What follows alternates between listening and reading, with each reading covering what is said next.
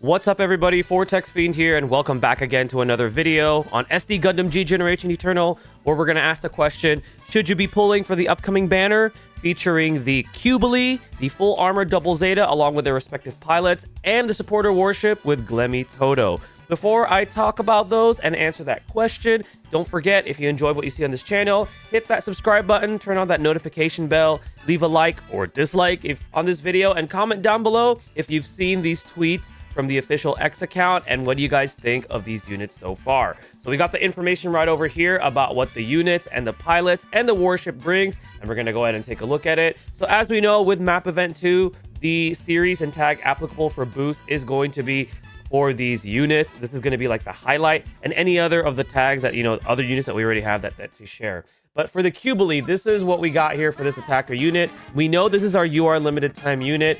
So we have an EX weapon that increases weapon the farther you are from the enemy, up to 15%. So it's another range skill. We've seen this before, so this isn't really anything special. However, we have another ability, and we've seen this on a unit before. However, we're now seeing kind of a trend of where they're going. So it now has an ability where it increases its own attack and defense when the enemy has the Saikamu tag.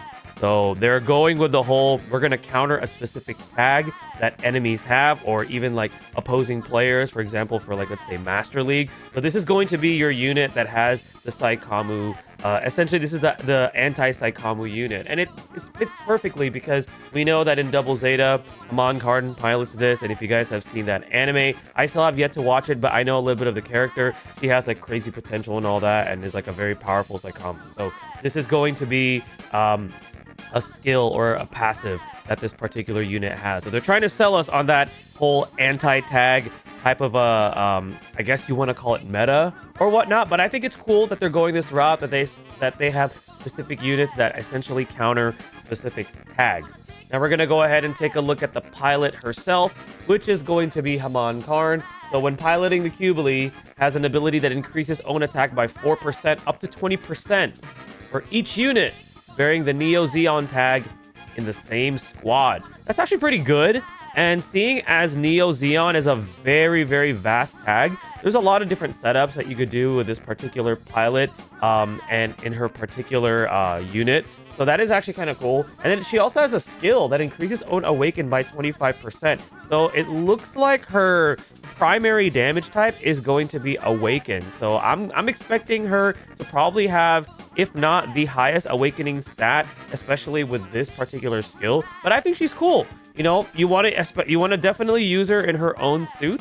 And if you have a Neo Zeon type of a squad, you get up to a 20% attack boost, which if you think about it, you're stacking all that attack, and then you're up against opposing Saikamu tag units. That's a lot of attack that you're stacking on this particular unit and pilot. So all in all, I think she's cool. They're trying to highlight the whole, like, again, anti specific tag thing. So I think it's something that we're going to be seeing more of, but I think she's cool. I definitely think she's going to be very powerful. Okay. Full armor double Zeta. So the highlighted skill or weapon is the high mega cannon. This is going to be a map attack. It decreases the enemy's attack by 15% within a 16:3 space. So it has a pretty good coverage. 15% is not the highest, but the fact that it's AoE, I think, is what is the selling point on this. So you have an AoE essentially attack debuff. It also has an ability that increases defense each time you take damage up to 50%. I actually kind of like that. That's kind of cool. So this thing has a potential to be extremely tanky and have potential longevity. I'm hoping it does have other forms of mitigation, such as like, shield defense or the shield mechanism, or like some sort of like specific damage mitigation. Because if you think about it, you stack all that, this thing is probably going to be surviving combat for a while, especially for harder stages. But I like that. I like that they're throwing in little tidbits of like, newer abilities and newer skills as we see more units come out. Nothing game breaking so far, but I think it's cool. And this is the non-limited unit. So this is going to be a unit that you can get in the future. Let's say if you miss it on this banner. Okay. The full armor's pilot is going to be Judau Ashta. Possesses an ability that increases own defense by 20% when using support defense. Okay, we've seen that before.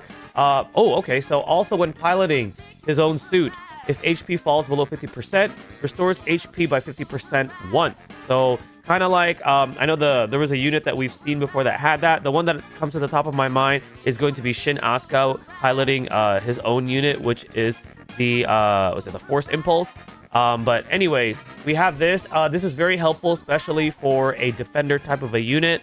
So that way you can survive longer and actually do what you're supposed to do, which is defend. And then if you factor in that passive that we just saw on his unit, where he gets up to a 50% defense increase, this guy's going to be surviving for a long time, provided that, he doesn't get one-shotted. But I'm hoping for a lot of like crazy mitigation, so then that way he's actually, he's actually fulfilling his role as a defender pilot. But all in all, I actually think for a non-limited time defender unit, he's pretty impressive. Now, I'm hoping he maybe has double defense support, because they didn't say anything about that here. I think that would definitely give him a lot more value. However, if they don't give him that, I could see that them kind of balancing it out, because it could make him potentially too overpowered. But hey, if he gets double support and he has it on top of that, I ain't complaining. But for a non-limited time, you are not bad. I actually think he's pretty solid. And then lastly, we're going to take a look at the ship, which is the Glemy, Toto, and Sandra. So this is going to be affecting your Mobile Suit Gundam Double Zeta series, which is great that they're now going with series-based ships. This also is a HP restoration. This is a non-limited UR supporter, so you don't have to worry if you miss out. You can have a chance of getting it again in future banners. HP restoration to me is always really, really valuable. Even though this is a non-limited UR supporter, I can see a lot of uses with this, because there are, there's a handful of double Zeta units that could definitely benefit from this. So if you pull this, I think for a non-limited UR ship, it is pretty solid. So all in all, is this banner worth it?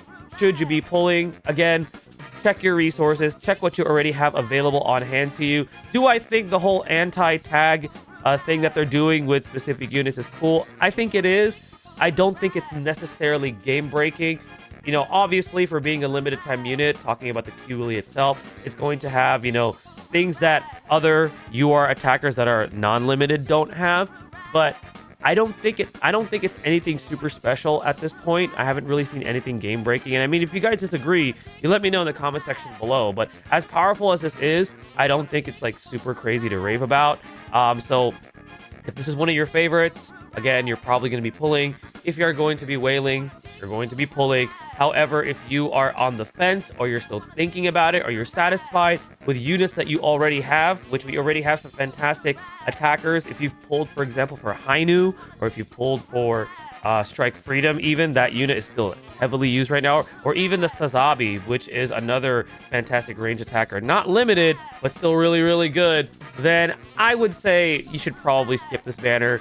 We still haven't seen anything regarding Gundam Wing with the 30th anniversary, and I know that that's something fans have been waiting for. If they do something huge for that, I mean, you best bet maybe save for something like that, although we have nothing about that yet. But all in all, I think it's a cool banner. Nothing game breaking. Again, free to play or light spender, probably skip.